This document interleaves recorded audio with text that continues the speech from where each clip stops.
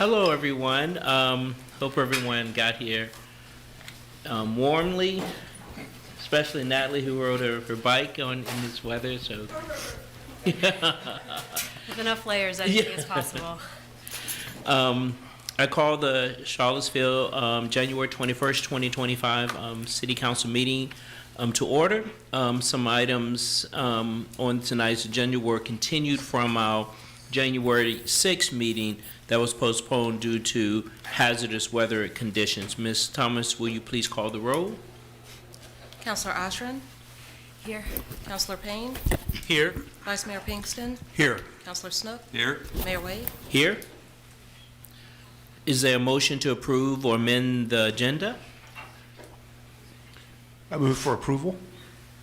Second. Second. Okay, can we vote? The motion passes 5-0. The meeting will be divided into three sections. The first one is we're here and discuss presentations that do not require a council vote, followed by a closed session, and then city council business meeting at 6:30. Today we're going to hear a presentation on the state of the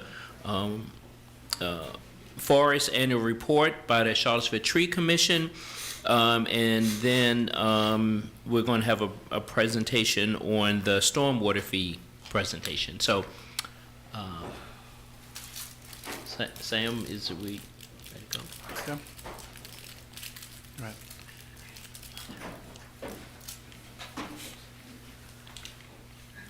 Good evening, Good everyone. evening. Is this on? Yeah. Great. Okay, my name is Makaisha Tolbert. I am still a poet. You all met me last year, and I'm the outgoing chair for the Charlottesville Tree Commission. And I will be presenting tonight with two others that I'm going to actually have very briefly introduce themselves. Hi, I'm Susan McKinnon, and I am the incoming chair of the Tree Commission. And, I'm Tyler Miller. I am not the chair of the Tree Commission, but I am a member. Yeah. Great. And would you all like us to time keep ourselves for the whole 90, or will we all acknowledge 30 and then go forth? Sam, how do you want to I don't- We end at 5:30. yeah. Great. So- I will take care of that. Give me a second. Does that include the stormwater presentation? Yes. Are you in charge of all of that? Yes. Yes, I am. So Just want let's to make sure we just- weren't going to run into a problem. Yeah. Okay.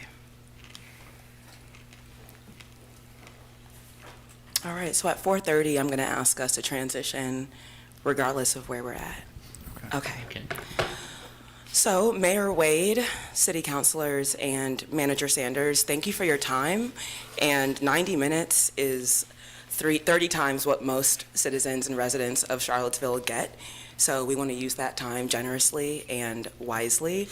We will do a few things. We'll touch on where we all left off at the end of March for our 2023 report. We will segue into reporting out this most recent State of the Forest, and then I will transition us to a conversation discussing stormwater fee perspectives as a possible intervention toward a more vigorous canopy. Okay. So to frame today's presentation, we want to begin with three big takeaways from last year's report. The first one is the rapid decline of the tree canopy in Charlottesville. Last year we discussed the urban tree canopy decline dramatically going from 45% to now 38% is our best 2023 estimate. And we already wonder if that estimate might be lower, and I think the upcoming vegetation and analysis plan will give us a better idea of that. But we shared last year a Planet Geo study conducted at the request of Relief Seaville, and that actually is a handout that should be up with you all. And if you take a look, yes, exactly, at the Planet Geo handout, we discussed that. Which one is that? I just want to. Okay. Two-sided, yeah. So we talked a bit about that Planet Geo study that was conducted by Relief's request. We also discussed the disparity in tree canopy across city neighborhoods, with some of our least shaded neighborhoods having half the shade of the most shaded. And I'll just repeat for all of us that we discussed last year, 2 neighborhoods in particular, 10th and Page and Star Hill, being underneath that 20% benchmark. And so I just want to reiterate that kind of high vulnerability and what it means to be vulnerable to extreme heat events and to watch the canopy continue to decline. For many reasons, climate change, intense storms, development effects, pest damage, the need for more management of vines all over town. I know we've all have a sense of place and see these things around us. We also discussed further from the Planet Geo study, the need for really targeted tree preservation and planting efforts, and that it would actually take thousands of trees planted annually to either maintain or expand the current tree canopy. And if you look at the bottom half of that Planet Geo report that has scenarios in a table, you'll have the numbers again for what it would take to keep our 38%, if it's 38, which would be 2,600 trees planted annually. And you'll also see that 3,600 number to increase the canopy. That'd be how many trees you're planting annually. Okay.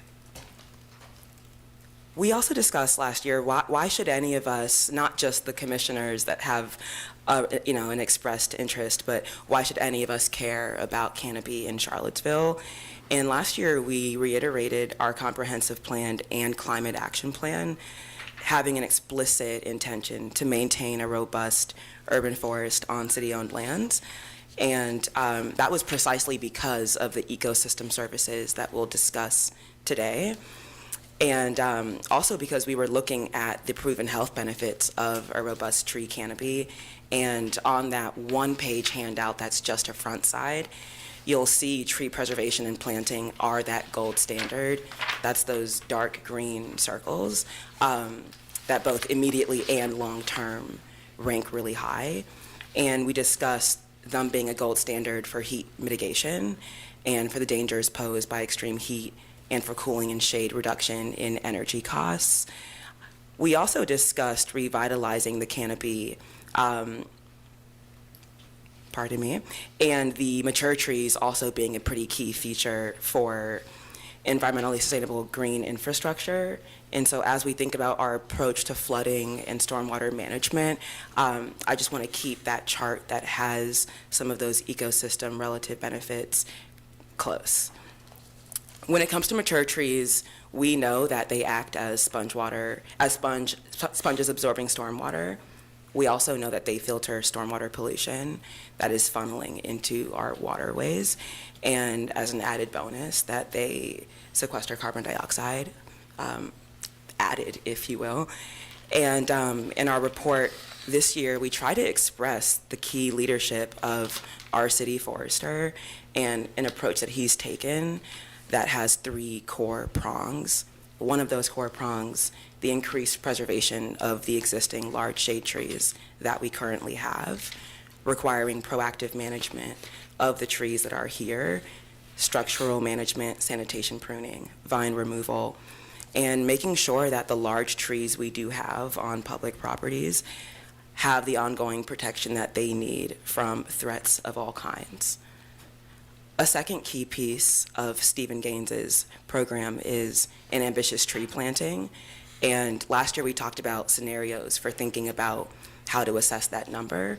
But regardless of that number, having these increased installations of large caliper trees by planting 1-inch, 2-inch caliper trees in schools, parks, rights of way, and making sure that our urban woodlands are also being restored through the comprehensive programming currently underway to improve ecological health. And we will basically transition into talking a bit about what some of that current programming this last year has looked like. Okay, I'm going to transition to Susan. So far, so good. Yes. Great. Thank you, Susan. Mayor Wade, councilors, and city managers, again, thank you very much for the time you've allotted us today to talk about the state of the forest and the stormwater project. So I want to say begin by against the background framing that Mikesha just provided us. We want to consider what we have accomplished so far this year, what we still need to attend to, and what is the most important step we can take right now at this time to begin to close the gap between our capabilities and our goals. So I want to begin by looking, if you have the state of the forest up on your screens, there's some numbers I want to run through very quickly. So let's look at the tree plantings and removals on city-owned property. This year's annual planting of 1 and 2 caliber trees on schools, parks, and rights of ways, 181 trees. Excuse me one second. There is a clicker on one of those podiums. You can actually control that and Oh, I move to can? that page. Oh, Just want to make sure there you wow. go. okay, good. For the public to be able to see that as well. Thank you, I appreciate that. Tree removals, including all the many dead ash trees that we've unfortunately lost this year and the last couple of years, but this year 130 trees. That's a net gain of 51 trees this year. This kind of ratio is pretty standard over the last 7 years. From the range for that net gain or loss is from an annual net loss of 95 trees at the very lowest and an annual net gain of 51 trees this year at the very highest. So that's always this kind of planting and loss that goes on that's just kind of standard with trees. But the numbers get better if we add the 71 trees planted on city properties by our wonderful nonprofit partners, the Charlottesville Area Tree Stewards and Relief Seaville. That brings our net total of planted on city properties to 122 trees. And if we add the 354 trees planted by the Charlottesville Area Tree Stewards, Relief, and the homeowners who benefited from the Public Utilities Spring Tree Giveaway, we have a net total of trees of 476 trees on public and private properties in Charlottesville. Obviously, there's a lot more that's going in and coming out that we don't know about, but that's what we do know about. In any case, it's a lot of trees, and it's a lot of effort by the combined forces of the city, nonprofit partners, and our interested homeowners, who have worked hard to plant trees, to take care of trees by watering and pruning them, and to keep trees free of invasive vines. That's to be celebrated. It's hard work, and we're grateful for all the people who are doing it. But for all that, if you look at the Planet Geo scenarios again, it does not come anywhere near the 2,600 trees that we need to plant annually to stay at the 38% level, or the 3,600 trees that we would need to plant annually to regain the 45% level. Ms. McKinnon, quick question. So, Yeah. I mean, I'm looking at net 51, and we want to get to 2,600. It's a big gap. It is a big So is that, I'm just curious, of that 2,600, are we talking like little samplings or seedlings? I think if you look at that Planet Geo thing, I think it's a combination of smaller trees, middle trees, and big shade trees. I see. And it's taking account of what we lose. You know, generally, any city, any place loses a certain number of trees in a year Yeah. and gains a certain amount of trees in a year. Yeah, Natalie? I've got a question that might sound a little silly, but hopefully it will help me and then other people who might be too afraid to ask. For the calculation of the tree canopy, is it based on actual like square footage of the size of the greenery on the tree, or is it number of trees? I think what's happened on a study like this Planet Geo, it's a kind of LiDAR overview of it. What's going to happen this year is a new study that Steve Gaines is part of the new State of the Forest Management plan that he's doing. There's a new study that'll be both that LiDAR kind of overview, but also on-the-ground survey, really looking at what's on the ground.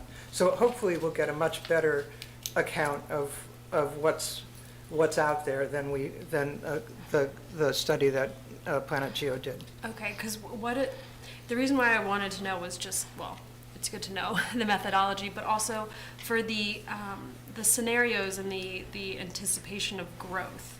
Obviously, the variable would be what kind of tree is planted, not just the sheer number of tree, because some trees are going to have bigger canopies than others. Sure. And Yeah. over time, obviously, it gets bigger. And we definitely want to emphasize large canopy trees because they're obviously the most effective than smaller trees in terms of all the kinds of eco-services they supply. Okay. Thanks. So it is a big gap. So how do we begin to increase the number of trees planted and to preserve the mature trees that we have in our cities? So I want to look at two innovative projects that Steve Gaines and Parks and Rec have initiated this year that will start to move the needle to begin to close that gap. The first of these innovative projects involves the restoration of our city-owned urban woodlands. These tend to be much larger tracts of trees that are often on the margins of parks and city boundaries and other places. And they have been overtaken by, those sort of big umbrellas of vines that you see as you drive down the street, which virtually kill everything, all the trees underneath it. So either through the use of goats or what's called a forest mulcher, which is one of this, I don't know if you've seen these things work. They basically are big machines that go and they just take down that curtain of vines and then they mulch them up and put them on the ground. And then you plant, what Steve's done is plant seedlings in the space that is opened up by that. Let's see, if you then look at the next, the bottom of the next page, you'll see that Steve and contractors have restored more than 24 acres and planted 1,260 seedlings. Those are little tiny trees, but that's a substantial number that begins to get at closing that gap. I want to just mention the parks that have been where this has been done. They're all over town. They include Azalea Park, Forest Hills Park, Jordan Park, Washington Park, Fry Spring, Freebridge, Quarry Park, John Warner Parkway, Oakwood Cemetery, the Butterfly Greenway, and a few more. So this is being done all over town, and I think it's pretty impressive. Go out to these parks and see what's being done. I want to also give a shout out to the Rivanna Conservation Alliance, another great nonprofit partner which has participated in the restoration project at Free Bridge and has undertaken its own impressive restoration project at the Riverview Park and in other areas along the river. But note, it'll take 20 years for these seedlings to become mature trees and actually produce the kinds of eco-services that our mature trees are capable of. Yet this is a major intervention to restore our woodlands and increase our urban tree canopy over time and into the future. And I would say it's important to notice this project has already been recognized and awarded given an award this year by the Virginia Parks and Recreation Society for the best new environmental sustainability initiative in Virginia. So that is something to be celebrated. Thank you. It's very, anyhow, it's great. Thank you. So the second innovative project addresses another key strategy of the Climate Action Plan. That is, quote, to encourage healthy and increased tree canopy on privately owned properties, which are, after all, more or less around 85% of properties in Charlottesville. So if we're not attending to that, we're not attending to the whole canopy. So Steve has gathered together government and nonprofit organizations that are involved in whole or in part in invasive work to form the Charlottesville Invasive Plant Partnership, called CHIP, that's focused on freeing mature trees on private properties in the city from the destructive effects of invasive vines. The partner organizations, many of which are in this audience that we want to celebrate, include, just so you know, Urban Forestry, the Tree Commission, the Office of Sustainability, and a number of nonprofits, including PRISM, which is the kind of go-to organization for invasive management education in the region. And in Charlottesville and in the Charlottesville area Tree Stewards, the Rivanna Conservation Alliance, Relief Seaville, the Master Naturalists, the Master Gardeners, the Virginia Native Plant Society, and the Piedmont Botanical Garden. So CHIP's goal is to build neighborhood-based teams of people who are trained, first of all, to educate their neighbors about the value of mature trees and the destructive effects of invasive vines. Secondly, to learn to identify, survey, and safely remove invasive vines. And third, to collaborate with their neighbors to free neighborhood trees from invasive vines. We're in the beginning stages of organization and outreach here. We've begun working with 2 neighborhoods, Kellytown and Little High, and we hope to begin pilot projects in these neighborhoods in the coming months. And I would say there just seems to be a lot of real interest in people about this issue, about invasive vines that are taking their trees down, and a lot of willingness to work, particularly on their neighborhood trees. They know their neighborhood trees, they love their neighborhood trees, and they want to do something to help them. So if we can get this off the ground, it'll fill in a big piece of the puzzle of preserving our tree canopy on the 85% of Charlottesville properties that are in private hands. Heads up, CHIP is planning a week-long series of educational and on-the-ground events, work events that are scheduled for Invasive Awareness Week, which is February 24th to the 28th. So, in all this, we hope you will recognize and appreciate that the remarkable vision and incredible energy that our urban forester, Steve Gaines, together with Parks and Rec, have put into these various efforts. And we've not even mentioned all the work he's done to educate the public and his tree walks on the downtown mall and at Ragged Mountain, and his educational support for projects when he's working with nonprofits and other events in the city. I just would say you need to know Steve Gaines is a treasure, and we're really lucky to have him as our urban forester. Susan, can I add a note? Yeah. I want to just add a note about both with the invasive species stewardship and the public education work. I'm a renter in town, and those of us who are part of the work know that renters are not privy to do some of that on property management of these vines.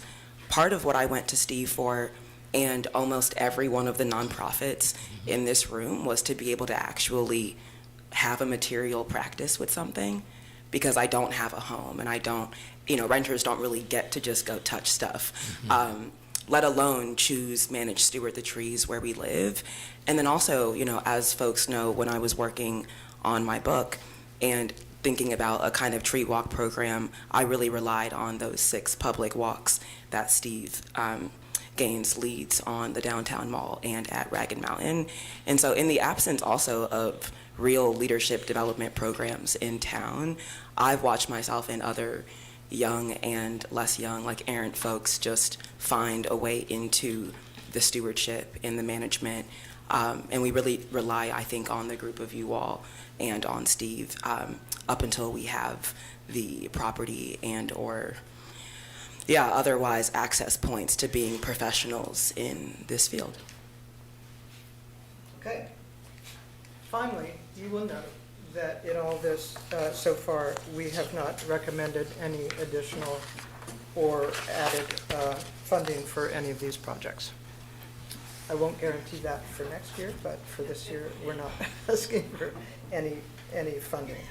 But for this year, we are, what is desperately needed is to build our capacity in the urban forestry staff. Currently, we have one urban forester whose scope of work includes both public and private land, and both all the forest management and canopy work that we've just talked about, in addition to all the code implementation and enforcement and development review process.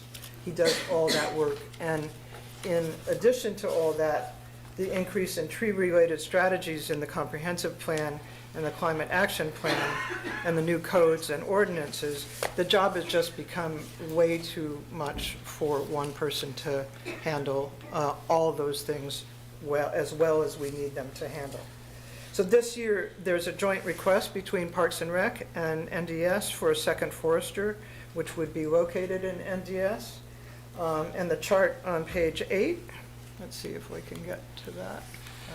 There it is. Oops, how do I get back? There we go. The chart on page 8, where am I? Lays out the division between the two urban foresters, one that would be located in Parks and Rec and handle all the kind of forest arboricultural work that we've been talking about, the other in NDS that would focus on code and ordinance enforcement and a productive engagement in the site plan review process. The Tree Commission, as some people in the audience can attest to, have, at least for a decade, recommended, advocated for a second urban forester. In the strongest possible terms today, we urgently request that the city follow other similarly sized cities, such as Harrisonburg and Blacksburg, and hire a second urban forester. We can't stress this enough. It's long overdue, and the time is now. It would allow us to take a significant step forward in our capacity to close the yawning gap between the status of our current urban forest, or current urban canopy, and our goals to achieve a more equitable, fulsome urban tree canopy, which is vital to the health and resilience of our community. So I hope you will take that recommendation most seriously. That's the end of our State of the Forest report. We're open to any questions or comments or thoughts or you have. Thank you. Lord, I'll start with you, sir. I guess I'm curious, as we look at the goal of planting potentially thousands of trees on, obviously the land that we have most ready access to is the 15% thereabouts that is owned by the city, much of which, of course, is occupied by buildings. We presume, let's just pick a number, say maybe 7.5%, half of that land could potentially take Right. more trees. How do you get that many more trees planted, and to what extent are we therefore necessarily going to be relying on private folks to pick up that slack? Well, I think we How do the do. numbers work out? I think, so that's one reason why the CHIP project is being initiated. I think another one that is the utilities. I mean, a lot of cities in Virginia do these tree giveaways, and the utilities is doing an annual spring one that's giving away, I forget the number, a couple hundred trees every year. I think programs like that that are focused on private property, they have to be focused on private property, Okay. because that's where the land is. Right. I mean, one of the things that was observed in the Detroit area in particular was that efforts from the city to come into neighborhoods and say, you need to plant trees, it met with a lot of resistance from people who basically were resistant to government doing things like that. Is there some thought of how, A, do you anticipate that kind of response, and B, how do we overcome that response? Well, we've had from Charlottesville Area Tree Stewards has a project in 10th and Page that they've worked on, and Relief Seville is growing in its efforts to plant trees in particularly high heat index areas. So those nonprofit groups are actively working to fill some of that, need. I think also if we could, as a city, be, well, I would say one other thing is, and this is another topic for another day, is we are losing urban forest at a rapid rate. We have a number of big projects, development projects, that are going to take out acres and acres of mature trees. So that's something that we also have to be thinking about in terms of how we are preserving trees as much as planting trees, because if you take out 7 acres of mature trees, for instance, in Azalea Springs, that's going to mean that we have, all Lot the to make more up. to make up. So there's a lot of different pieces, moving pieces there, which we hope to continue to address in various ways. I'm going to just briefly point out that I think the conversation we're going to have about the stormwater fee Right. and some of the conversations we might have about how to administer that might also be a response to your question, Councilor Snook. Yeah. And it's 4:32. I think that once Tyler presents this next piece, hopefully that adds one more response to your question, and then we can close out the discussion holding both pieces, if that's okay with you all.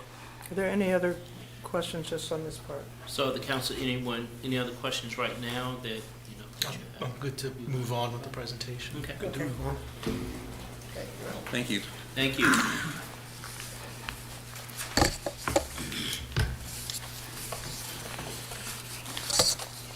And I would love to make sure we can change to the other one. Is it a different PowerPoint? or Yeah, it's a part- separate. Remy, can you pull up the stormwater presentation? Thank you. There you go. Tyler, would you like me to just start talking while that, okay. Okay. So, thank you so much. I'm grateful that this session gets to happen. We are hoping to discuss and collaborate the current stormwater fee. Our intention is to offer perspective and to also offer creative and thoughtful research and conversation. We're open to your thoughts. That is what we would like. We want to start with, why is the Tree Commission talking about stormwater, and just find some common curiosity there. Last year, during the State of the Forest presentation, you all charged us with bringing you all actionable solutions that could be implemented to address the issue of canopy loss across the city. And after a lot of brainstorming and effort in research, consulting with stormwater experts in and beyond the city, members of the public, 2 issues became apparent in terms of the way that the city currently manages stormwater, trees, and green infrastructure. 1, the treating of impermeable surface equally, and 2, the material and economic benefit that trees and green infrastructure provide not being formally and fully realized.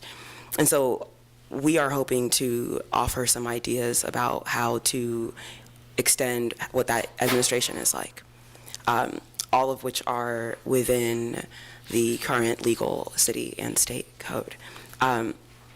So right now, for our presentation's sake, we'll reference 2 different citywide fundamental objectives, one of which is that there are 2 documents that we'll kind of be talking about and or have access to as is helpful, and that's both the City of Charlottesville's comprehensive plan and the Climate Action Plan.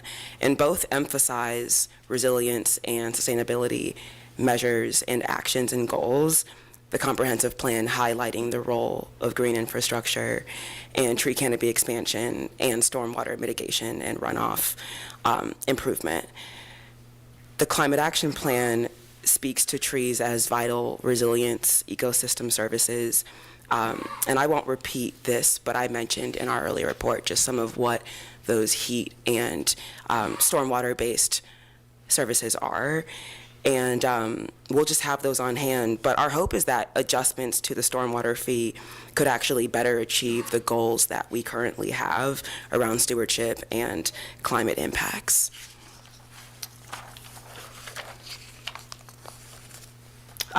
We are hoping to maintain the integrity of the urban forest. We recognize the relationship between trees and stormwater management in both of those documents. And we're curious to hear about what it could be like to adopt some of these practices, or to at least discuss them and think about how we can accommodate trees, density, and have cooler outdoor areas.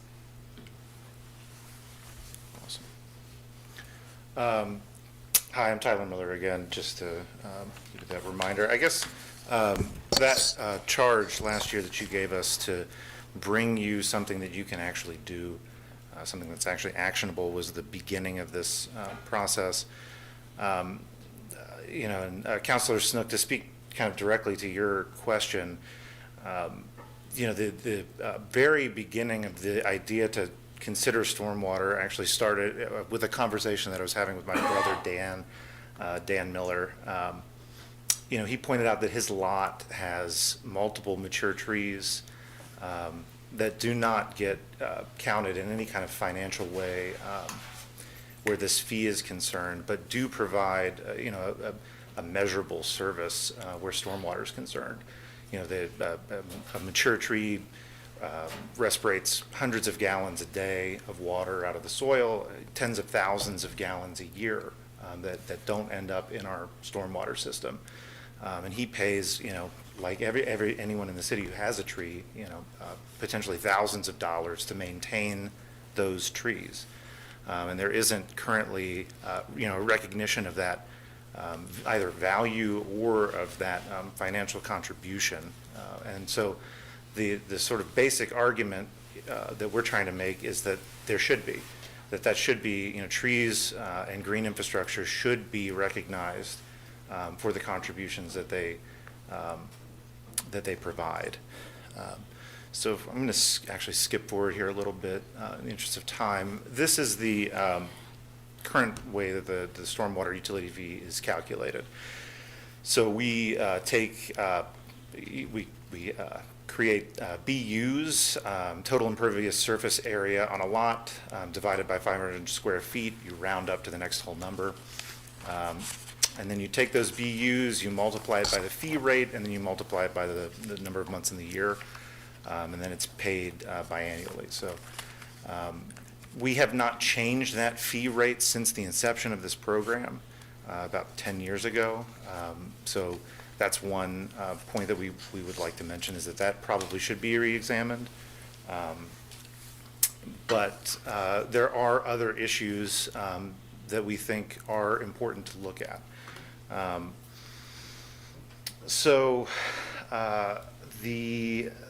Let's look at the suggested, so this is the basic finding that we found, that we had. So the current program does not fully utilize the authority that the state gives the city. The fee formula hasn't increased, hasn't been changed at all since inception. The current fee formula lacks equity, and the program, while it has a lot going for it, and while we really appreciate the efforts of all of the people who both created it and administer it, could be improved. So I think I actually gave you guys a handout as well that lays out some of these changes. It's just a bulleted list. It says Tree Commission Stormwater Program suggestions on it. So where the program itself is concerned, we think that the city could do a better job of incorporating explicit references and clear guidelines to the public utilities and public works and Parks and Rec to how they administer this program. There's a lot of knowledge and effort and ability that doesn't always coalesce around any given project, just by the nature of how city government works. So we think that identifying strategies to promote that collaboration would be beneficial. one of the pieces of authority that the state gives in this, gives you in this program is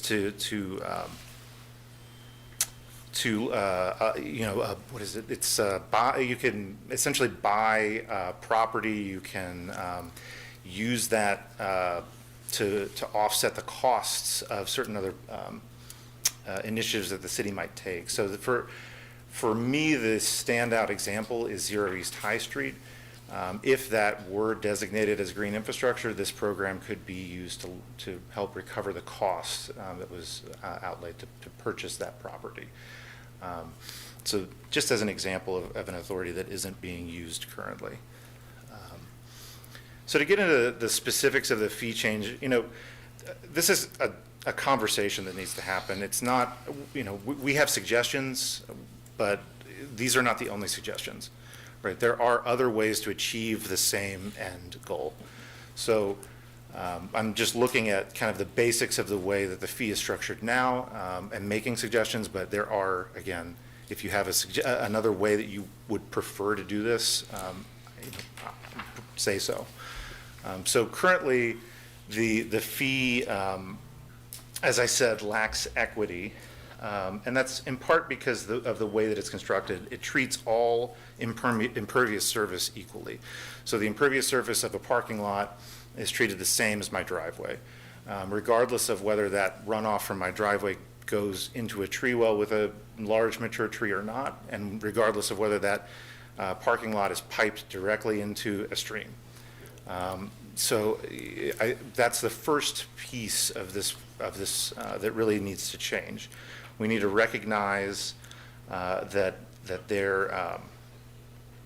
the fee should account for a property's connection to a stormwater system through hard infrastructure, and it could incorporate percentage of a percentage of impervious surface on a lot in addition to just the raw number of square feet.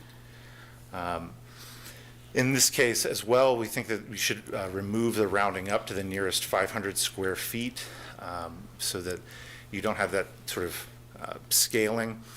Again, if you did add the percentage of impervious surface coverage, it would more accurately reflect the way that property value actually occurs. And it's not a linear distribution, right?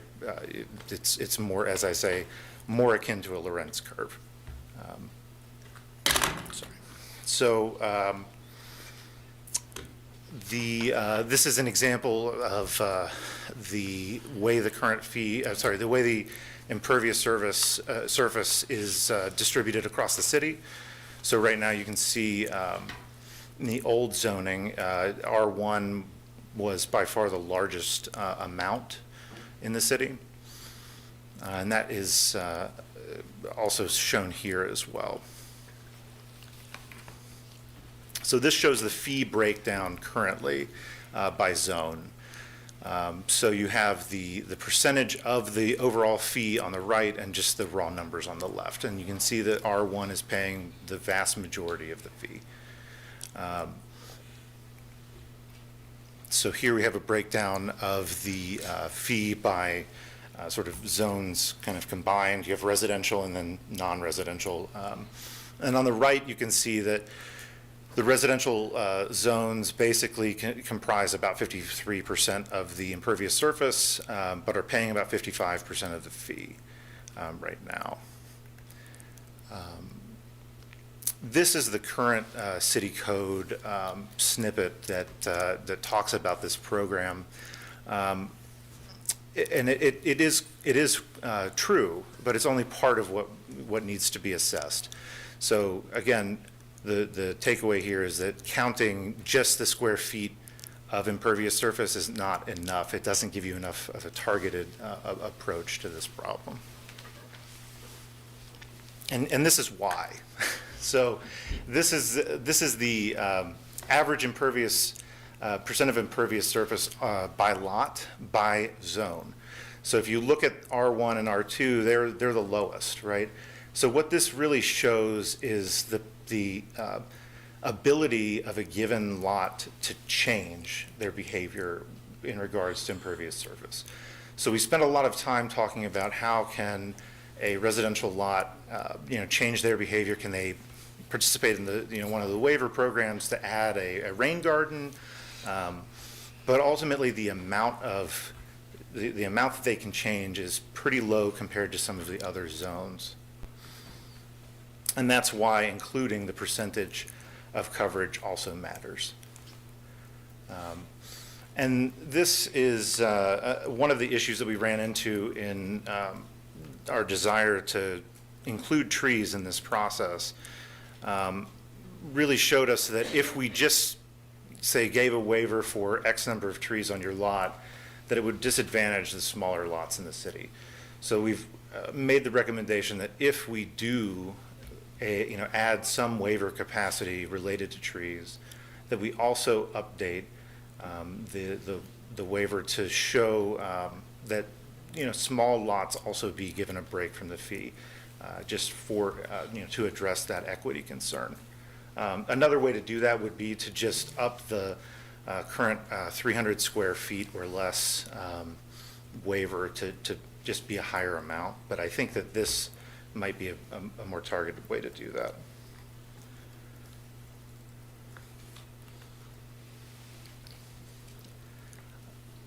Sorry, catch up here.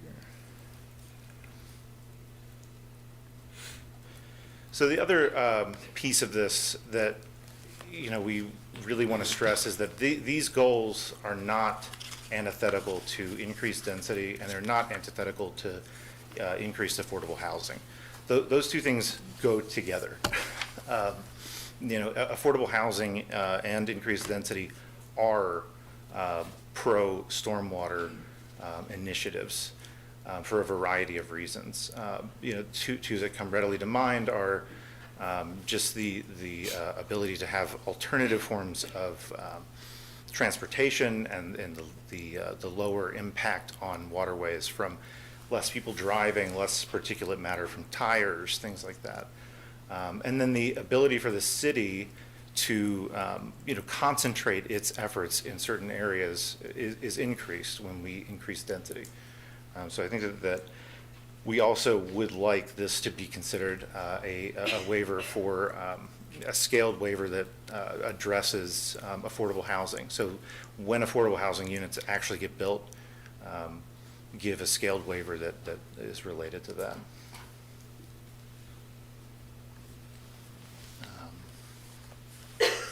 Sorry, just a second.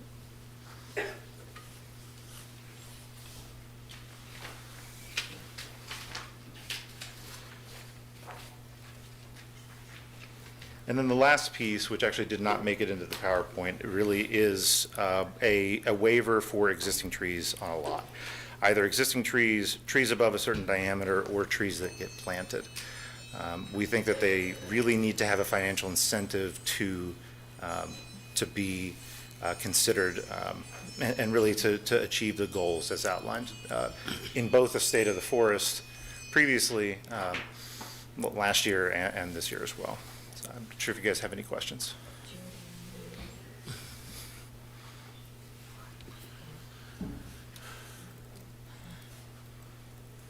Yeah, so we can ask questions about both Yes. segments, I guess? Okay. First of all, I appreciate the enthusiasm and the passion that people bring to this. It's clearly a very strong volunteer network, and also it always makes me happy when I see various groups that are linked together. My daughter is one of the master naturalists, and so I know she's worked on some of these efforts. And when I hear that the Ravenna conservation folks are involved, all of that I think is really impressive. I'm sure we've talked about this before, but I appreciate the attention that was brought to. We can have a discussion about personnel. That's a question for the city manager to get back to us later on. But the fact that there's really two different sorts of tasks that need to be done, and Mr. Gaines is, even though he's superhuman, can't quite do all of those tasks. So I think that that's a very helpful thing for me to think about in terms of beyond the sort of core things that he's doing, these other pieces that we need perhaps in NDS. So thank you for all of that. I don't really have any further comments about the first presentation in terms of the analysis or the work that we need to do as a city. That was, I think, very helpful. Thank you. And then in terms of the stormwater, again, I appreciate the thoughtfulness. It's always appreciated when people come and say, not only do we have a problem, here's a suggestion for how we might mitigate it. And particularly when you're talking about helping us find more money, we always love that. So I'm still going to need to think some more. So I'll have to say that I did read your presentation in the packet, and I think it's a good set of suggestions. And I'll look forward to when the city manager and the NDS staff have had a chance to digest this over the course of the next weeks and get their feedback on it. Natalie? Yes, hello. Thank you for the obvious time and care that have been put into these presentations. My comment is more for the first presentation, which, we went into considerable detail about quantity of trees and invasive species, and even Councilor Snook's first inclination was to talk about the dichotomy of trees versus buildings. And I think what is missing from this analysis and from maybe some of our initial reactions as well is that we do have a third space, which is the streets and parking areas themselves. We also have a lot of flat surface parking in Charlottesville that wasn't mentioned. We have a lot of opportunity to not reclaim space from buildings where people live, but from parking areas where cars live. And I think that's something that we also have an opportunity that we need to call attention to. Their bioswales were mentioned, which is great. And that is, not trees, but it is green space that we're adding, and those are often along roadways. But the roadways themselves provide an opportunity for increasing our tree capacity as well that doesn't conflict with buildings and the capacity for humans to have spaces to live. And if I could actually just jump in really quick there. This next slide actually is an example of that. It's just outlaying various scenarios of increasing the fee, but the two properties here, one is a parking lot and one isn't. And the impervious surface square feet is similar, but the percentage is almost the opposite. And so, again, I know that you were addressing the first presentation, but the second really does speak to this. If we can make that change, it can kind of target that, as you said, third space, which, and I think Councilor Snook mentioned Detroit. We're not quite at their 35% surface parking in downtown level, thankfully, but we still have a ways to go. Thanks. Yeah, thank you very much. Okay. Michael, you have anything?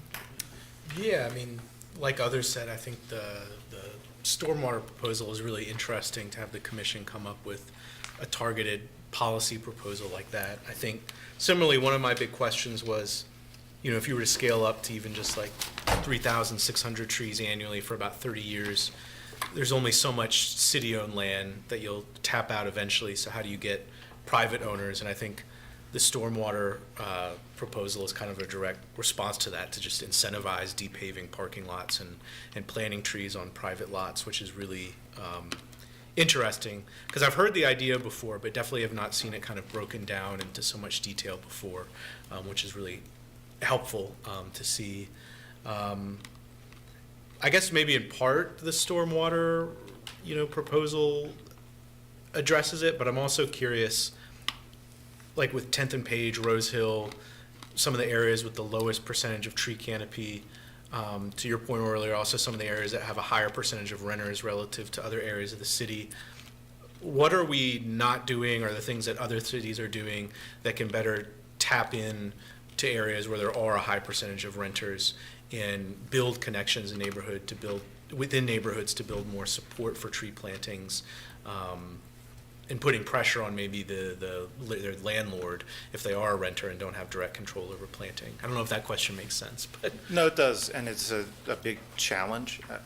Anytime you're talking about networking with people or getting a landlord to take a positive action, it can be a real challenge. I do think that the stormwater program does speak to that a little bit in that it also provides the city the option and the ability to partner with private landowners to install stormwater infrastructure, which includes specifically natural infrastructure.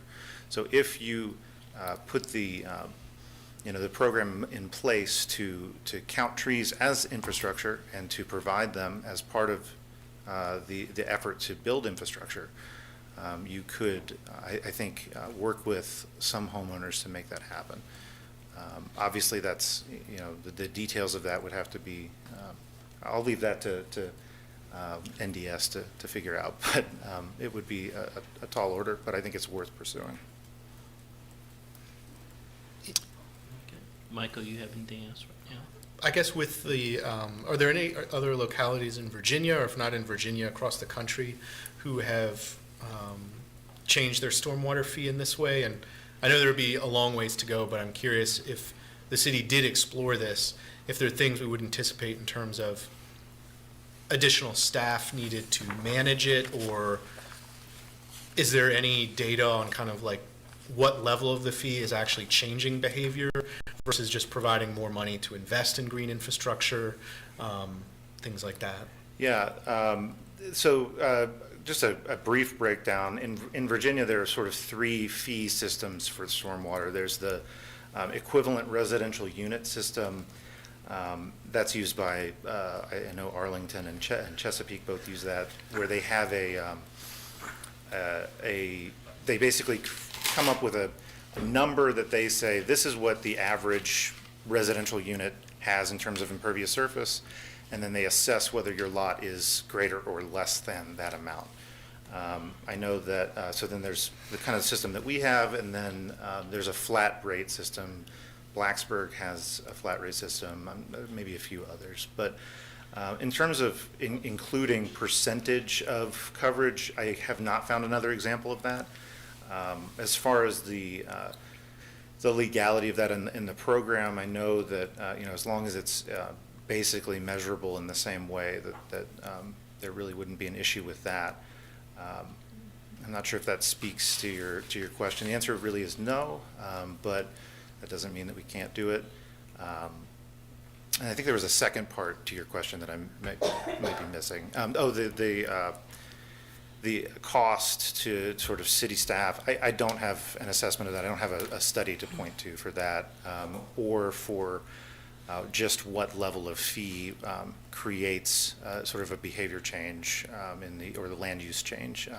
My informed opinion would be that higher would be better, but that's obviously hard to hear for some people. So. Yeah, well, I would just say obviously it's like a proposal where the city is not going to implement it in a week, right. But I think it's really worth the city seriously investigating it and take steps to see if this is what it would take to implement it and move in that direction. Because I think clearly from the data, I mean, if you were to grow the tree canopy, some sort of structural change is needed in order to get to that. What we're doing is just incapable of accomplishing that. And in addition, if you can provide an incentive to depave, build taller, while also preserving existing green infrastructure, that's kind of the ultimate goal of our comprehensive plan goals. And the goal here, for me, it wasn't to, we're not trying to punish anyone. The waiver portion of this program is equally as important as the fee structure. And I think that emphasizing that, if you have a lot with high impervious surface, that there be, specific actions you can take to lower that fee burden. I think is really important to emphasize. For sure. Brian, did you have anything Nothing else? else? No. Okay, Lloyd? So I had a couple of questions. One was about, Ms. McKinnon, I think you had mentioned something about removing the invasive weeds and something, I can't remember the details, but I'm thinking about the botanical garden and what they did there when it was when they removed it, actually allowed the trees, I think probably from the sky, you know, maybe even for something like this, it may have looked like it was covered in green, but when they removed it, the trees are now a lot healthier because they can get sunlight and things like that. I guess I look at things a little bit different as far as the stormwater fee. I didn't see like, and I'm definitely would like to, you know, I know staff will be coming back with more information, but I didn't see like this will create an additional X amount of, you know, if it's, you know, and maybe it's hard to do that because there's so many different scenarios or whatever, but that is what, you know, I would like to see. And I'm glad that you looked at it as far as that it won't have an impact on affordable housing, won't drive up the cost. I mean, that, you know, but, Sorry, you know, one of the tools that I created in this process was a chat bot to do some of that analysis for us, to speed up the ability to run those hundreds of different scenarios of if we do this with the fee, what happens? If we do this, what lot does it impact? I'd be happy to give that to city staff so that they're able to use it. Happy to help in any way that we can. I know that it is a big order and we don't have all the information right now. So the hope is that this is sort of the beginning of a conversation, for sure. great. So Sam, I think the next step is that, you know, with this, is that, you know, we accepted the tree report. We officially kind of accept that. It's great. It's some incredible work that you all are doing. And I love and I know one of your partners is Relief, and I see Peggy here. And what I really like is that it's getting the young people involved, because that's what we really need to do, let them know the value of trees in their neighborhood, what it brings. Even though you may have to rake them up, you know, a few times a year, it's worth it, you know, to have it as part of your home and as part of the community. And as far as the stormwater fee changes, I know that that's going to take some, you know, a lot of staff. Yeah, review. so there's two parts to what I can offer at this time, just for the tree commission and other constituents to just be aware of next steps. The request for a second urban forester has been received. That did come in through our normal budget process as a new request, a joint new request from Parks and NDS. So we did receive that. Sadly, I can say that I received a whole bunch of things on that list. So it is one of a number of things that we're working through. And as I work through with the team preparing the FY26 budget for council, we will continue to work on trying our best to see if we can deliver that. I can't tell you that right now. I know you would love for me to tell you that, but I am not able to say that at the moment. But we are working on that and working through that process. I have to present the budget to council the first week of March, so I don't have much time left, and we are working feverishly through that. The second part, I'll say, is the stormwater utility is a very complicated entity for us. The 3.5 years that I've been here, I've been intimately aware of how challenging the stormwater utility is, and it was probably the least controversial of the few things that I dealt with when I first got here. There is work that needs to be done. There's been work that we've been talking about doing. There is a work session that I have on the list for council for later this year. My thought is it's beginning to shape up like summer, but that could change again based on today's presentation and what you all expressed as an interest and other topics that we are working to get scheduled for the rest of this year. There is considerable work that needs to be done, not just in relation to what has been presented to you as a potential reuse of funds from the stormwater utility, but the fact that the utility has been in existence, I think we're in its 11th year at this time, and it was supposed to be reviewed at 10 years. That was the agreement that the community accepted upon establishing it. And we did not get to it at year 10. Mr. Rogers, as the interim city manager at the time, decided that we had enough of a hubbub going on that we didn't want to come back and deal with the utility because we needed to address the administration of the utility itself. And that has now been resolved. That's been concluded where utility administration is within the utilities department and no longer with Public Works Department. So we were able to conclude that, and now that would be the team to directly engage in further analysis of the utility itself and to bring that back in the form of a series of recommendations. I assure you all that any recommendations that come that are in alignment with what you've recommended will be presented, as well as anything that is different. It is not my job to keep council from hearing opposite opinions on what the staff may have concluded. We try to point out all of those things and make them aware so that their decision is as informed as possible. So I think part of what we need to figure out is the steps for going forward, how to engage some of you in those conversations with staff. But the intent would be to have a work session at some point later this year.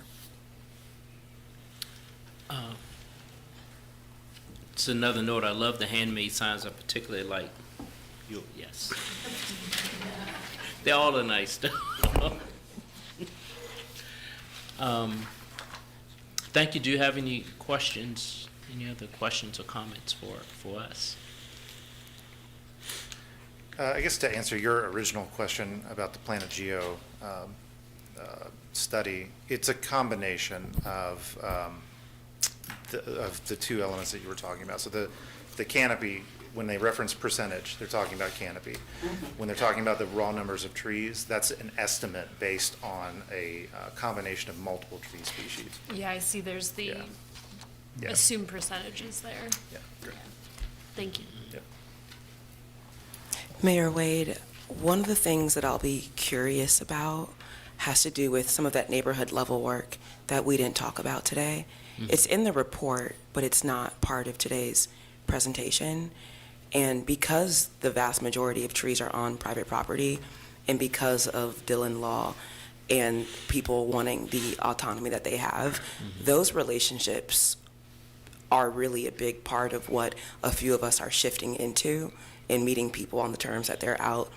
Part of what I did with other folks here as part of Relief when Peggy first began the work was be a part of that Rose Hill canvassing with property owners, and as a renter thinking about would it be possible to cluster some of those conversations or to access those buildings that, you know, have young teenage black girls saying to me, you know, a tree was cut last year, we don't know if it'll come back. That's not something that we are a part of. And whether that's the city or whether that's actually seeking out some of the support of the folks in this room, I've just been curious about the different ways that it might sound to hear the public support that the commission does have, and that the canopy, some of those stakes coming up, but sounding really different possibly than the ways that we might sound. And so what I'm hoping happens this year is that a few of us try to catalog and document for you all how else it sounds to be talking about this work, such that whether the question is why stormwater in trees, like that's just a prompt that invites us to find the connection point. But I have to imagine that when it comes to so many of the things that you all are working through, I'll be curious to see what, you know, the concerns that elders had, the concerns that teenagers had didn't sound like Tyler, Susan, and myself. And so to also maybe expect widened language as we keep talking about these things, so that why housing, why stormwater, why public safety. You know, I've had folks ask me at UVA for some funding that I got, why are we talking about trees in the context of guns? Yeah. You know, and all of that was available once I was asked. So yeah, I know that a few of us are, you know, building relationships in Fifeville for different reasons and trying to meet people at a different lexicon, but I think that we're all talking about the same things. I think that's vitally important in this community where community and relationships means a lot. I recall the first time I talked with Peggy about the tree program, but one day this must have been, I don't know, a couple of years ago, when I was actually walking in the 10th and Page neighborhood, and I saw some neighbors, some residents planting a tree, and I stopped to talk with them, and they were passionate about it, and they were talking about it, and I was like, okay, this is where this work kind of meets the ground, if you will. But going out there, talking to residents, going to the neighborhood association meetings, seeing if they can do a fundraiser to plant trees and things like that, I think you're probably going to get a lot more support and movement than anything that, as far as quickly, than we can do up here. That's just someone who's been involved with the community for many years and kind of understand, I think, how to get things done outside of local, government, so good approach. Yeah. Good approach. Well, thank you. And I just want to also point out that I think half of the commission is here tonight. You all can do what you like to do, but if you want to raise your hands, just so that folks can see who you are. And I know we also have some former commissioners. Thank you so much. You've done a lot of work.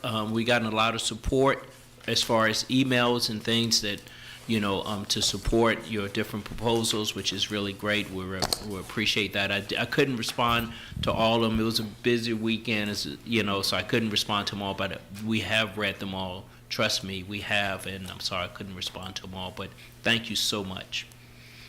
Thank you. Thank you so much. That's it.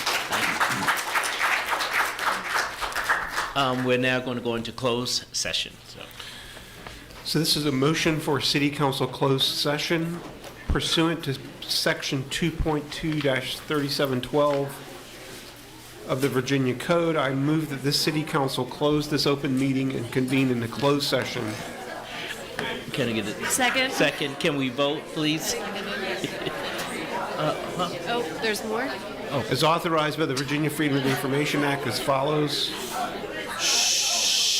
Excuse me. Sorry, we're still meeting, folks. Okay, let me start over. As authorized by the Virginia Freedom of Information Act as follows. 1, under Virginia Code Section 2.2-3711A3, for discussion or consideration of the acquisition of real property for public purposes and/or the disposition of publicly held real property where discussion in an open meeting would adversely affect the bargaining position or negotiating strategy of the public body. And 2, under Virginia Code Section 2.2-3711A1, for discussion and consideration of prospective candidates to be interviewed for the Police Civilian Oversight Board and discussion of members to be appointed to the Charlottesville-Albemarle Regional Transit Authority. Second. Okay, we can vote now. Thank you, Brian. Okay, we're in closed session now. We'll come back at 6:30. Thank you.